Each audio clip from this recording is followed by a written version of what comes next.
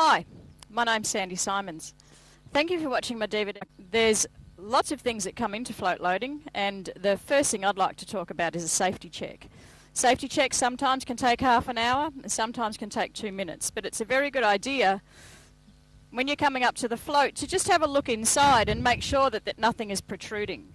Take a look to see if anything can get caught on the horse's halter or bridle while you're training, and make sure that when they go on and off that everything is clear on the floor. I've seen with a lot of old floats that the screws or rivets on the floor have worked their way up, and I've seen horses get cut.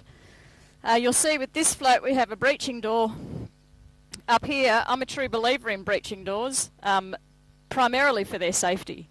I've seen chains and other contraptions set up on floats, and I don't find them as safe as breeching doors. So if at all possible, even if you do have an old float, invest in some breeching doors. They're not all that expensive, but the safety factor of breeching doors is paramount. What I'm going to do now is explain to you about what I ask and why I ask with my float loading. What I don't do is set my goal where it's unachievable. What I do is try and set a goal that I know that I can accomplish and I know the horse can accomplish. And then whilst I'm doing that, I keep check on the horse to see how he's feeling. I don't want conflict. It's the last thing I want. So I try and take particular attention to what's going on with the horse. One, is he getting rude? You'll all know if your horse is rude or frightened. If he's rude, then I need to go and get him more soft and supple and more attentive to my cues.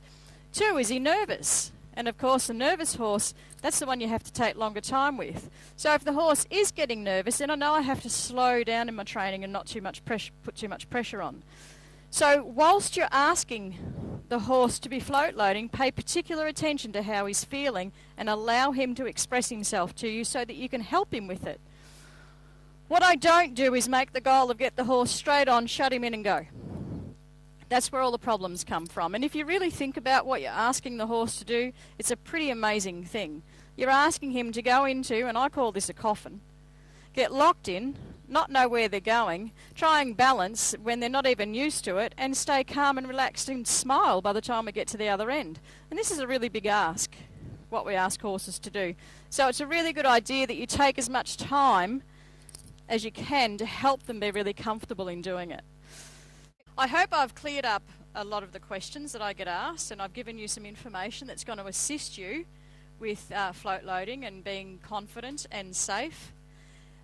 The greatest thing that I can tell you is to believe in yourself. If you believe you can do it, you can. So trust yourself, believe in yourself, and give it the greatest shot that you can. It doesn't matter what size horse you've got. It doesn't matter what age horse it is, and it doesn't matter how bad it is at float loading, it can be overcome, as long as you believe in yourself and you take the time to do it. So I wish you all luck with your horses and hope that I meet you down the track sometime. Thank you.